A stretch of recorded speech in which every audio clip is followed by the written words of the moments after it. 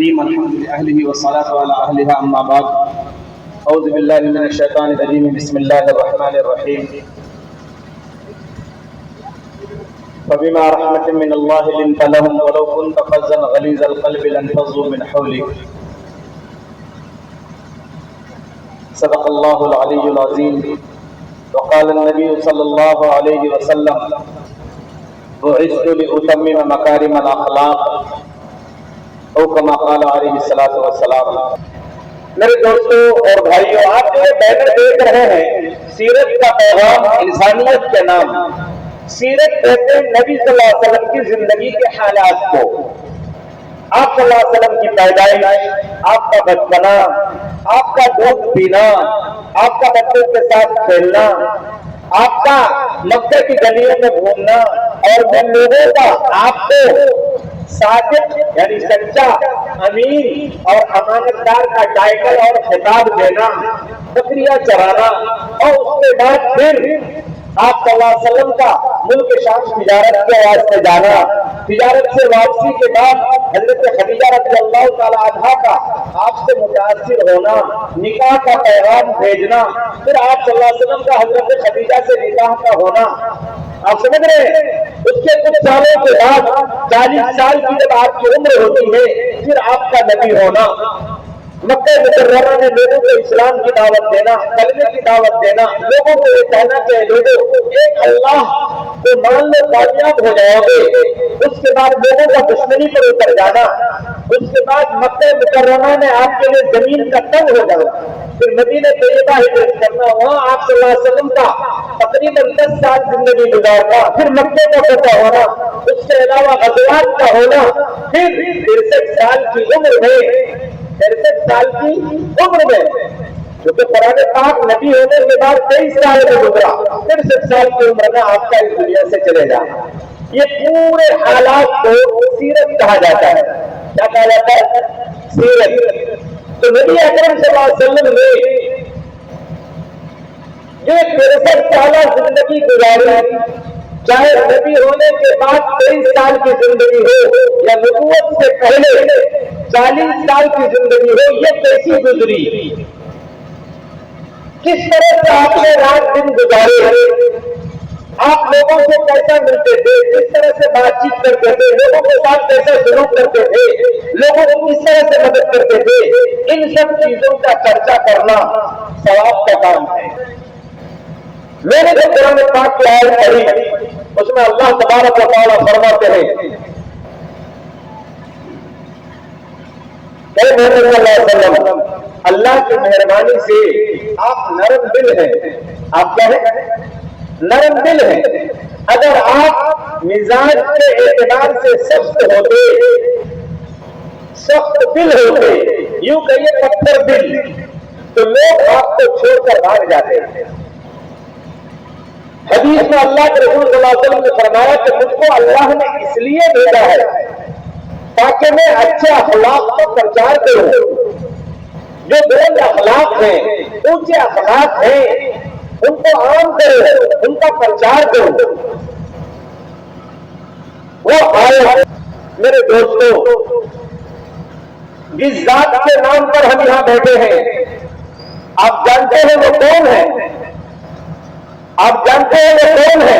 اللہ کے بعد کائنات کی سب سے بزرگ ہستی، اللہ کے بعد سب سے بڑا مقام اور مرتبہ رکھنے والی ہستی، اللہ کے بعد سب سے بزرگ، سب سے مقدس ترین ذات جو ہے وہ آقا نامدار احمد مجتبیٰ محمد مصطفیٰ صلی اللہ علیہ وسلم کی ذات بابرکت ہے۔ ہو گئے نام تو کلیوں کا تبسم بھی نہ ہو نام تو کلیوں کا تبسم بھی نہ ہو، چمن دہن میں بلبل کا ترنم بھی نہ ہو، یہ نہ ساقی ہو پھر میں بھی نہ ہو، تم بھی نہ ہو، تم بھی نہ ہو، یہ نہ ساقی ہو پھر میں بھی نہ ہو، تم بھی نہ ہو، تم بھی نہ ہو۔ اگر نبی اکرم صلی اللہ علیہ وسلم کی ذات کو ہٹا دیا جائے تو ظاہر بات ہے نہ آپ ہوں گے، نہ میں ہوں گا، نہ کائنات میں کوئی اور چیز ہوگی، کیونکہ اللہ تبارک و تعالیٰ نے آپ کے وجود سے پورے کائنات کے وجود بخشا ہے۔ اللہ نے اقبال فرماتے ہیں کہ ہو میرے نام تو کلیوں کا تبسم بھی نہ ہو، چمن دہر کا بلبل کا ترنم بھی نہ ہو، یہ نہ ساتھی ہو پھر میں بھی نہ ہو تم بھی نہ ہو، نظم توحید بھی دنیا میں نہ ہو تم بھی نہ ہو۔ خیمہ اخلاق کا استادہ اسی نام سے ہے، نبض ہستی تپش آمادہ اسی نام سے ہے۔ میرے دوستوں بزرگوں، ہم اللہ کے رسول صلی اللہ علیہ وسلم کے امتی ہیں۔ آپ صلی اللہ علیہ وسلم کے اخلاق کا جو ذکر اللہ تبارک و تعالیٰ نے قرآن پاک میں کیا ہے، دوستوں کے سامنے نہیں، دشمنوں کے بیچ میں اللہ تبارک و تعالیٰ نے ڈنکے کی چوٹ سے یہ اعلان کیا اپنے کلام پاک میں، وَإِنَّكَ لَعَلَىٰ خُلُقٍ عَظِيمٍ، کہ یقیناً محمد صلی اللہ علیہ وسلم اخلاق کے سب سے اونچے معیار پر ہیں، سب سے اونچے معیار پر ہیں۔ کیسے اخلاق تھے آپ کے؟ حدیث سنیے، چھوٹے بچوں کے ساتھ آپ کے اخلاق کیسے تھے؟ صحیح مسلم کی حدیث ہے، حضرت انس رضی اللہ تعالیٰ عنہ نبی اکرم صلی اللہ علیہ وسلم کی خدمت میں 10 سال تک رہے، آپ کی خدمت کی، آپ کے خادم تھے۔ وہ فرماتے ہیں کہ اللہ کے رسول صلی اللہ علیہ وسلم نے ایک دن مجھے بلایا، ایک کام بتایا، آپ نے کہا ہے انس سنو کام کر دو، میں نے دل سے کہا، میں زبان سے کہا نہیں کروں گا، زبان سے کہا نہیں کروں گا، اور دل میں تھا کہ نہیں، میں اللہ کے حکم کی تعمیل کروں گا، اللہ کے رسول کے حکم کو مانوں گا، اللہ کے رسول کے حکم کی تعمیل کروں گا۔ میرے دل میں یہ بات تھی، لیکن زبان سے میں نے کہہ دیا کہ میں نہیں کروں گا۔ اس کے بعد میں چلے گیا، کچھ بچے کھیل رہے تھے، ان کے ساتھ کھیل میں بھی لگ گیا، اور میں بھول گیا کہ اللہ کے رسول صلی اللہ علیہ وسلم نے مجھے میری ذمہ داری دی تھی، کوئی کام دیا تھا، کہیں جانے کے لیے آپ نے کہا تھا۔ تھوڑی دیر کے بعد آپ صلی اللہ علیہ وسلم کا گزر ادھر سے ہوا، جہاں میں بچوں کے ساتھ کھیل رہا تھا، آپ صلی اللہ علیہ وسلم نے پیچھے سے ہماری کتی پکڑ لی، پیچھے سے کتی پکڑ لی، اور مذاق کے انداز میں پوچھ رہے ہیں بتاؤ میں کون ہوں؟ تھوڑی دیر کے بعد میں نے مڑ کے دیکھا تو آپ صلی اللہ علیہ وسلم تھے، اور آپ صلی اللہ علیہ وسلم مسکرا رہے تھے، تو آپ صلی اللہ علیہ وسلم نے فرمایا اے انس، میں نے تم سے ایک کام کہا تھا، تو نے وہ کام کیا یا نہیں؟ تو میں نے یہ کہا کہ اللہ کے رسول صلی اللہ علیہ وسلم ابھی جایا۔ تاخیر ہونے کے باوجود آپ صلی اللہ علیہ وسلم کے اخلاق اتنے اچھے تھے کہ آپ نے مجھ کو برا بھلا نہیں کہا، آپ نے ڈانٹا نہیں، آپ نے مجھ سے یہ نہیں فرمایا کہ کتنی دیر پہلے میں نے تجھے ایک کام دیا تھا، تم نے وہ کام کیوں نہیں کیا۔ یہ دیکھیے آپ صلی اللہ علیہ وسلم کی حالت بچوں کے ساتھ آپ صلی اللہ علیہ وسلم کا یہ رویہ تھا، لیکن اپنی جان کے دشمنوں کے ساتھ آپ صلی اللہ علیہ وسلم کا کیا حال تھا؟ آپ صلی اللہ علیہ وسلم غزوہ نجد سے واپس ہو رہے ہیں، راستے میں کانٹے دار درخت ہیں جن کو ببول کا درخت کہا جاتا ہے، وہاں دوپہر کی چلچلاتی دھوپ میں صحابہ کرام الگ الگ درختوں کے نیچے آرام فرما رہے ہیں، نبی اکرم صلی اللہ علیہ وسلم بھی ایک درخت کے نیچے آرام فرما رہے ہیں، آپ نے اپنے مبارک تلوار کو درخت کے شاخ سے لٹکا دیا ہے، آپ کی آنکھ لگ جاتی ہے، نیند آ جاتی ہے، دشمن پاس میں ہے اور وہ تلوار اٹھاتا ہے اور آپ صلی اللہ علیہ وسلم کو جگا کر کہتا ہے نہیں یمنعو کا منی، اے محمد تم بتاؤ میرے ہاتھ سے تم کو کون بچائے گا؟ آپ صلی اللہ علیہ وسلم انتہائی اطمینان کے ساتھ جواب دیتے ہیں اللہ، میرا اللہ مجھ سے بچائے گا۔ دشمن کا ہاتھ کانپنے لگتا ہے، تلوار اس کے ہاتھ سے گر جاتی ہے، آپ صلی اللہ علیہ وسلم پوری مضبوطی کے ساتھ تلوار پکڑتے ہیں، طاقت آ جاتی ہے، آپ صلی اللہ علیہ وسلم کا دشمن ابھی مغلوب ہے، آپ صلی اللہ علیہ وسلم اس سے پوچھتے ہیں اب بتاؤ میرے ہاتھ میں تم کو کون بچائے گا؟ وہ دشمن لاچار ہو جاتا ہے، مجبور ہو جاتا ہے، ہکا بکا ہو جاتا ہے، وہ کہتا ہے جب آپ میرے مجھ کو آپ کے علاوہ کوئی نہیں بتا سکتا، آپ صلی اللہ علیہ وسلم طاقت پانے کے باوجود اس دشمن سے معاف فرما دیتے ہیں۔ یہ آپ صلی اللہ علیہ وسلم کے اخلاق تھے۔ روایت میں آتا ہے کہ نبی اکرم صلی اللہ علیہ وسلم کی بیٹی حضرت زینب رضی اللہ تعالیٰ عنہا فتح مکہ کے موقع پر اونٹ پر سوار ہو کر آتی ہے، وہ امید سے تھی، حمل سے تھی، ایک دشمن نے ان پر حملہ کیا اور اونٹ سے نیچے گری، جس کی وجہ سے حضرت زینب رضی اللہ تعالیٰ عنہ کے پیٹ میں جو بچہ تھا وہ مر گیا، وہ مر جاتا ہے۔ آپ صلی اللہ علیہ وسلم کے پاس اس شخص کو لایا جاتا ہے فتح مکہ کے بعد، اور کہا جاتا ہے کہ اے اللہ کے رسول صلی اللہ علیہ وسلم، یہ تو آپ کی بیٹی کا جانی دشمن ہے، اسی شخص نے آپ کی بیٹی پر حملہ کیا تھا، جس کی وجہ سے آپ کی بیٹی زینب اونٹ سے نیچے گری تھی اور ان کا پیٹ کا بچہ مر چکا تھا۔ آپ صلی اللہ علیہ وسلم دیکھتے ہیں اور معاف کر دیتے ہیں، اس کو چھیڑتے نہیں ہیں۔ اس سے زیادہ اور کیا؟ آگے سنیے، اس سے زیادہ اللہ کے رسول صلی اللہ علیہ وسلم کے سگے چچا حضرت حمزہ رضی اللہ تعالیٰ عنہ کو قتل کر دیا جاتا ہے، شہید ہو جاتے ہیں حضرت حمزہ۔ ابو سفیان کی بیوی حضرت حمزہ جو کلیجے کو کاٹتی ہے، ناک کان کاٹتی ہے اور اس کے بعد گلے کا ہار بناتی ہے، اور جس نے قتل کیا اس کا نام وحشی ہے،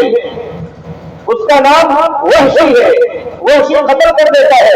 ڈر کے مارے قتل کرنے کے بعد وہ یمن کے ملک میں بھاگ کر چلا جاتا ہے، ڈر کے مارے نہیں آتا۔ ملک کے ملک فتح ہو رہے ہیں، مکہ بھی فتح ہو رہا ہے، آپ صلی اللہ علیہ وسلم کو اپنے چچا کی حالت دیکھ کر جو تکلیف پہنچی تھی، ایک ضعیف روایت کے اندر موجود ہے کہ آپ صلی اللہ علیہ وسلم قسم کھا بیٹھے۔ آپ صلی اللہ علیہ وسلم نے اپنے چچا کی جو تکلیف دیکھی کہ ناک الگ کٹی ہوئی ہے، کان الگ کٹے ہوئے ہیں، پیٹ کو چاک کر دیا گیا ہے، اور آپ رضی اللہ تعالیٰ عنہ کی حالت بالکل ناگفتہ بے ہو رہی ہے، دیکھنے کے لائق لاش نہیں ہے۔ آپ صلی اللہ علیہ وسلم کو اتنی تکلیف ہوئی، اتنی تکلیف پہنچی، آپ اتنا غمگین ہوئے کہ آپ قسم کھا بیٹھے۔ کیا قسم کھائی؟ کافروں نے میرے ایک چچا کو قتل کیا ہے، میں ایک میرے 70 کافروں کو قتل کروں گا۔ آپ نے قسم کھا دی۔ اللہ آیت اتارتے ہیں، وَإِنْ عَاقَبْتُمْ فَعَاقِبُوا بِمِثْلِ مَا عُوقِبْتُمْ بِهِ وَلَئِنْ صَبَرْتُمْ لَهُوَ خَيْرٌ لِلصَّابِرِينَ۔ اے محمد صلی اللہ علیہ وسلم، اگر آپ کو بدلہ لینا ہے اپنے چچا کا تو ایک کافر کو قتل کر سکتے، 70 کو نہیں کر سکتے۔ آپ کو قتل کرنی پڑے گی، اور اگر آپ صبر کر لیں اپنے چچا کی موت پر، ان کے قتل اور ان کی شہادت پر، تو اللہ آپ کو اس کا بہتر بدلہ دے گا۔ آپ صلی اللہ علیہ وسلم نے قسم کا کفارہ ادا کیا اور یہ فرمایا کہ جب میرا رب یہ چاہتا ہے، میرا اللہ یہ چاہتا ہے کہ میں اپنے چچا کے قتل پر صبر کروں، ان کی تکلیف کے موت پر صبر کروں، تو میں صبر کو ترجیح دوں گا، میں قسم کا کفارہ ادا کروں گا۔ اپنے چچا کے بدلے 70 کافر تو بہت دور کی بات ہے، ایک کافر کو بھی قتل نہ کروں گا۔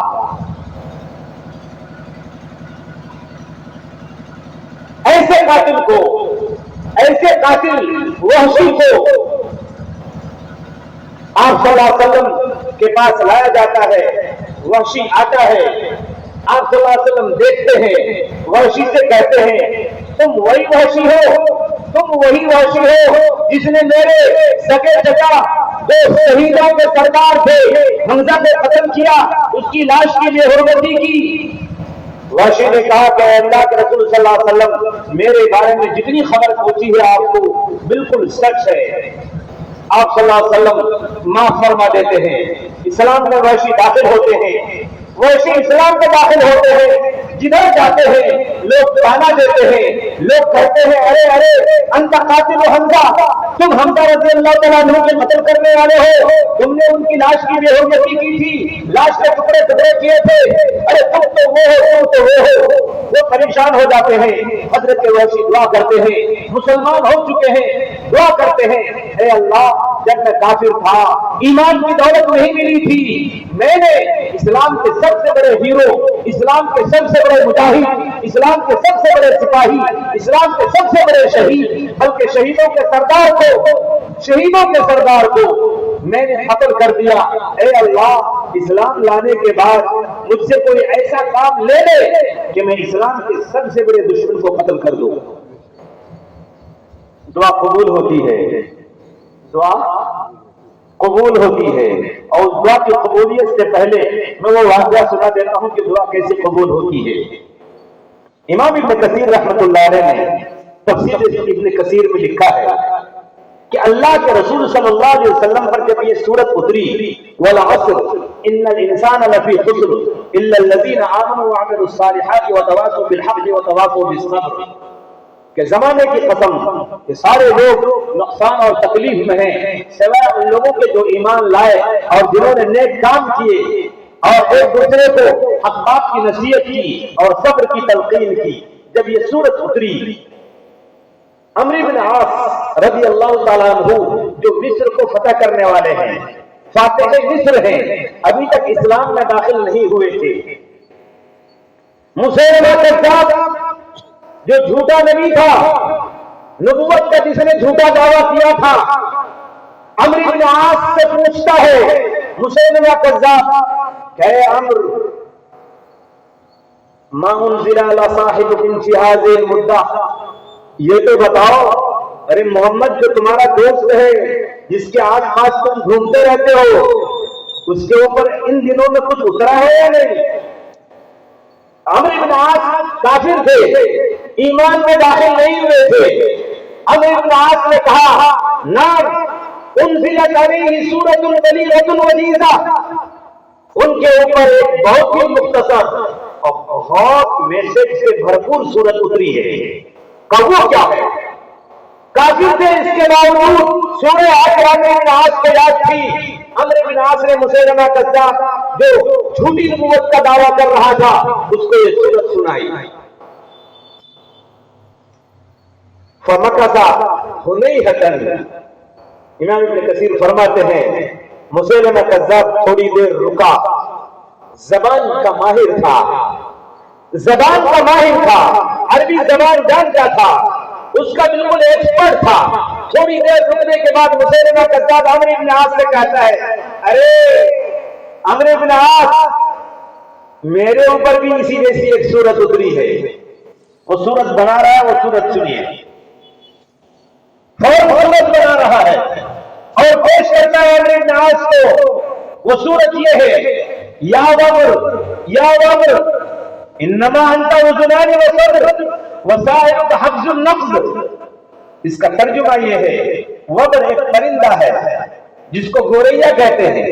انگلش میں اسپیرو بولا جاتا ہے، ہماری سنجابی زبان میں آپ کو وہ چڑیا جس کو ہم لوگ خودگی بولتے ہیں، وہ نظر بھی نہیں آتی، ایک خودگی کی طرح ایک چڑیا ہے۔ اے وبر اے وبر تمہارے دو کان ہیں اور ایک سینہ ہے اور تمہارا پورا جسم بھدا ہے۔ یہ سورت پڑھ کے سنائی مسیلمہ کذاب نے عمرو بن عاص کو۔ عمرو بن عاص جہاں دینا انسان تھا، اچھائی اور برائی کی تمیز کی صلاحیت رکھتا تھا، اچھے اور برے میں فرق کرنے کی تمیز رکھتا تھا، صلاحیت رکھتا تھا۔ عمرو بن عاص سے پوچھا ہے عمرو بتاؤ محمد کی صورت میں اور میری صورت میں تم کیا فرق محسوس کرتے ہو؟ عمرو بن عاص نے کافر ہونے کے باوجود کہا واللہ انک لتعلم، خدا کی قسم تم جانتے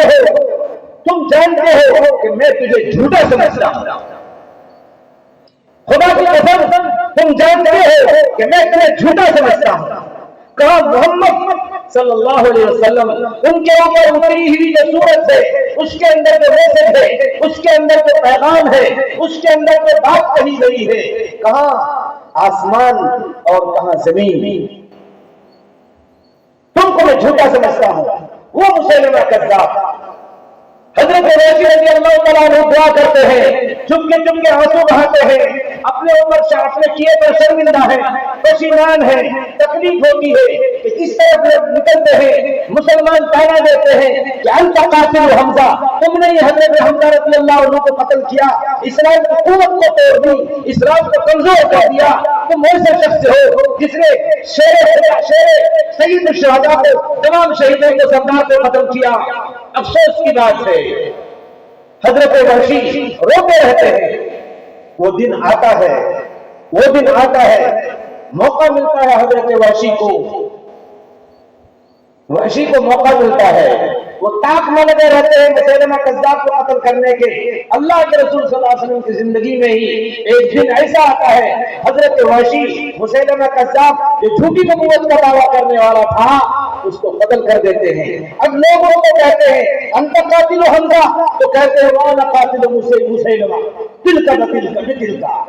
لوگ کہتے ہیں کہ تم حمزہ کے قاتل ہو، حمزہ کو قتل کرنے والے ہو۔ ہاں ہاں، میں نے حمزہ کو قتل کیا تھا جب میں اسلام کا دشمن تھا، اب میں نے اسلام کا سپاہی بن کر اسلام کے سب سے بڑے دشمن، دین کے سب سے بڑے دشمن، نبی کے سب سے بڑے دشمن مسیلمہ کذاب کو میں نے بھاپ اتار دیا موت کے۔ دل کا بے دل کا معاملہ برابر ہو گیا۔ اللہ کے رسول صلی اللہ علیہ وسلم نے ان کو بھی معاف کیا۔ اس لیے میرے دوستوں، میرے بزرگوں، اللہ کے رسول صلی اللہ علیہ وسلم کے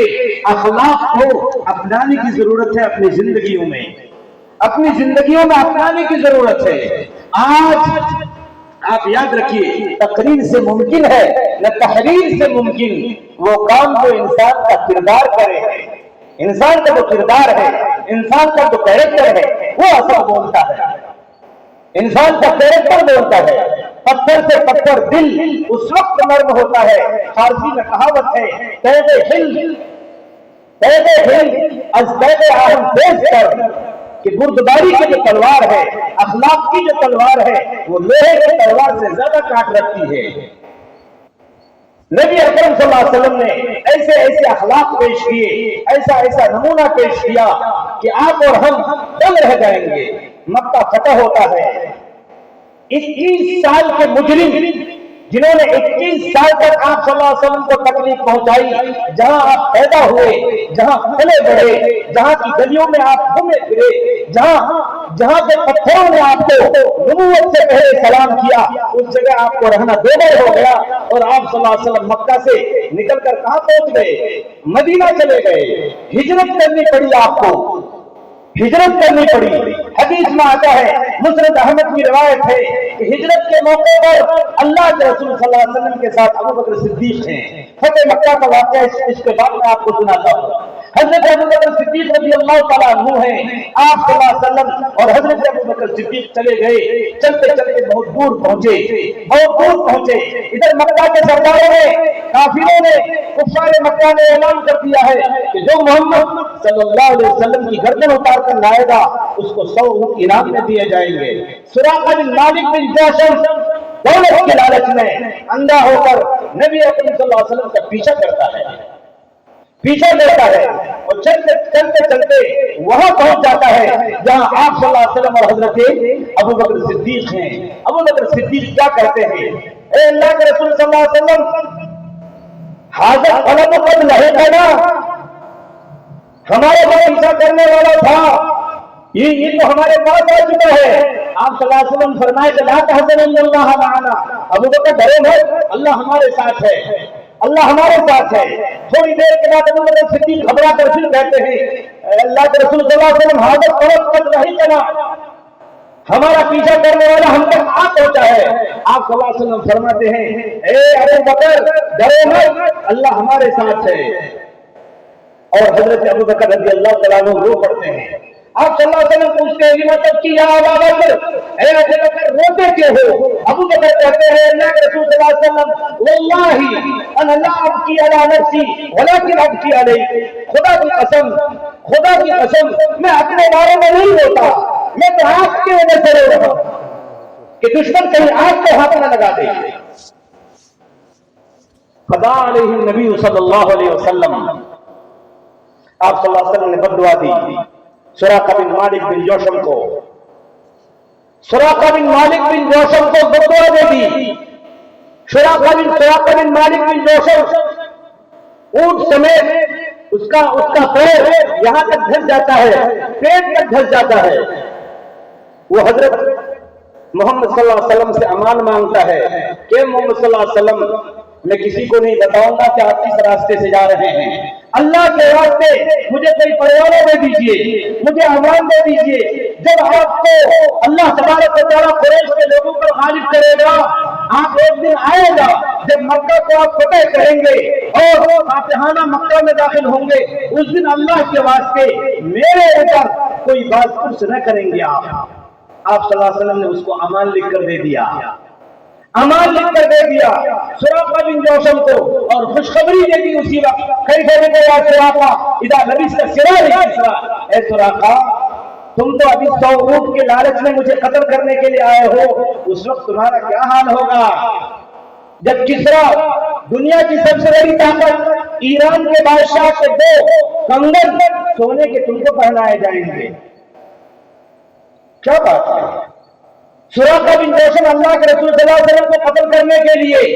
اس لالچ میں آیا ہے کہ اللہ کے رسول کی گردن اتار کر قریش مکہ کے پاس لے کر جائے گا اور 100 اونٹ اس کو انعام میں مل جائیں گے۔ اللہ کے رسول صلی اللہ علیہ وسلم خوشخبری سنا رہے ہیں، اے سراقہ کیسے یہ سراقہ اذا لبست سوار کسرا، تمہارا اس وقت کیا عالم ہوگا خوشی کا جب تم کو ایران کے دنیا کی سب سے بڑی طاقت کے 2 کنگن تمہارے ہاتھوں میں پہنائے جائیں گے۔ سراقہ دوسری دنیا میں گم ہو جاتے ہیں، وہ دن آتا ہے سراقہ کو اپنا جرم یاد آتا ہے، اپنی غلطی کا احساس ہوتا ہے، مکہ فتح ہو چکا ہے، حضرت محمد صلی اللہ علیہ وسلم کے ہاتھ پر ایمان لاتا ہے سراقہ بن جوشم، اور پھر آپ صلی اللہ علیہ وسلم اس دنیا سے چلے جاتے ہیں۔ ابو بکر رضی اللہ تعالیٰ عنہ کا زمانہ بھی گزر جاتا ہے، حضرت عمر کا زمانہ گزرتا ہے، حضرت عمر رضی اللہ تعالیٰ عنہ کے زمانے میں جب ایران فتح ہوتا ہے تو حضرت عمر رضی اللہ تعالیٰ عنہ کو وہ بات یاد تھی جو اللہ کے رسول صلی اللہ علیہ وسلم نے وعدے کے طور پر حضرت سراقہ بن جوشم سے کہی تھی۔ حضرت عمر رضی اللہ تعالیٰ عنہ اپنے ساتھیوں سے کہتے ہیں جو ایران کے لوگوں سے سامان ملا ہے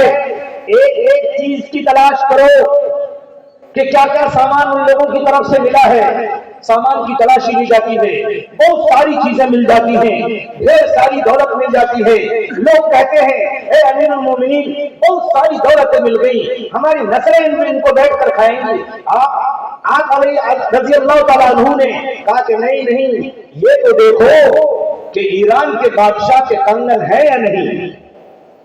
سامان کی تلاشی لی جاتی ہے، ایک جگہ کچھ سامانوں کے اندر گٹھری بندی ہوئی ہے، پوٹلی بندی ہوئی ہے، اس کو کھولا جاتا ہے، دیکھا کیا جاتا ہے کہ ایران کے بادشاہ کے 2 کنگن ہیں۔ حضرت عمر رضی اللہ تعالیٰ عنہ کی آنکھوں سے آنسو آ جاتے ہیں۔ حضرت عمر رضی اللہ تعالیٰ عنہ فرماتے ہیں اے اللہ تیری شان کتنی بڑی، تو بھی سچا، تیرا نبی بھی سچا، تیرے نبی کا کیا ہوا وعدہ بھی سچا، تیرے نبی کی بشارت بھی سچی۔ اے اللہ تو نے وہ دن دکھایا کہ ایران میرے ہاتھوں میری آنکھوں کے سامنے فتح ہوا اور میں جس چیز کی میری نظر جس چیز کو تلاش کر رہی تھی وہ چیز میں نے پا لیا کہ اللہ کے رسول نے فرمایا تھا اے سراقہ تمہارا اس وقت کیا عالم ہوگا جب تمہارے ہاتھ میں ایران کے بادشاہ کے 2 کنگن پہنائے تم کو جائیں گے۔ اس کے بعد اللہ حضرت عمر رضی اللہ تعالیٰ عنہ نے مجمع کے اندر سے حضرت سراقہ بن جوشم کو بلایا اور ایران کے بادشاہ کے 2 کنگن ان کو پہنائے۔ آپ صلی اللہ علیہ وسلم نے ان کو بھی معاف کیا۔ مکہ فتح ہوتا ہے،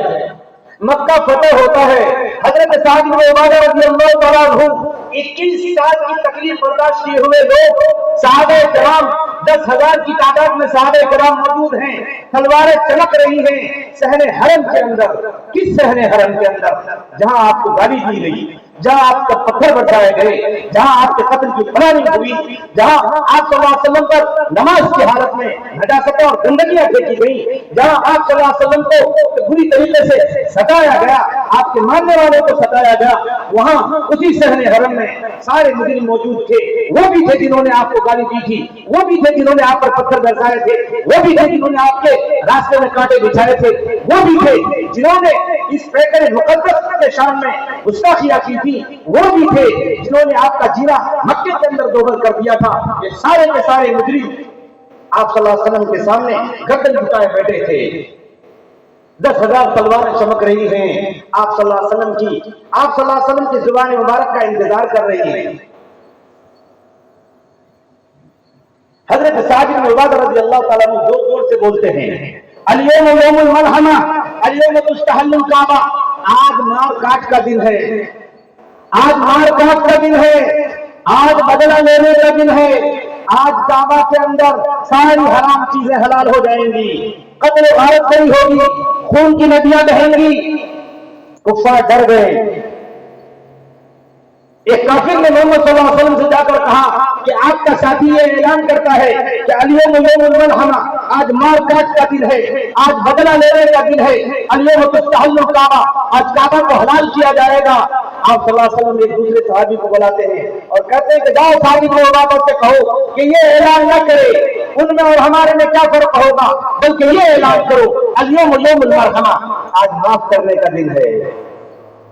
آج بدلہ لینے کا دن نہیں، آج معافی کا دن ہے۔ یہ کہنے کے بعد آپ صلی اللہ علیہ وسلم کی زبان مبارک کھلتی ہے، آپ ارشاد فرماتے ہیں، پوچھتے ہیں اے قریش کے لوگوں، اے قریش کے لوگوں، بتاؤ میں تمہارے ساتھ کیا سلوک کروں؟ اب وہ سارے کے سارے کہتے ہیں اخ کریم وابن اخ کریم، تم شریف بھتیجے ہو، شریف بھتیجے کے بیٹے ہو، ہم تم سے یہی امید کرتے ہیں کہ تم ساری پچھلی غلطیوں کو بھلا دو گے اور ہم ہمارے لیے عام معافی کا اعلان کر دو گے۔ آپ صلی اللہ علیہ وسلم نے اس وقت فرمایا لا تثریب علیکم اليوم اذهبوا فانتم طلقاء، جاؤ جاؤ، میں نے 21 سالہ سارے جرم کو بھلا دیا، ساری تکلیفوں کو بھلا دیا، ساری سازشوں اور پلاننگوں کو، میرے قتل کی ہو، میرے برا بھلا کہنے کی ہو، ساری غلطیوں کو بھلا دیا۔ آج میں تم سے وہی کہتا ہوں جو یوسف علیہ السلام نے اپنے ظالم بھائیوں کو کہا تھا کہ آج تمہاری کوئی پکڑ نہیں، کوئی گرفت نہیں، عام معافی کا اعلان، تم سب کے سب آزاد ہو۔ حتیٰ کہ آپ نے اعلان فرما دیا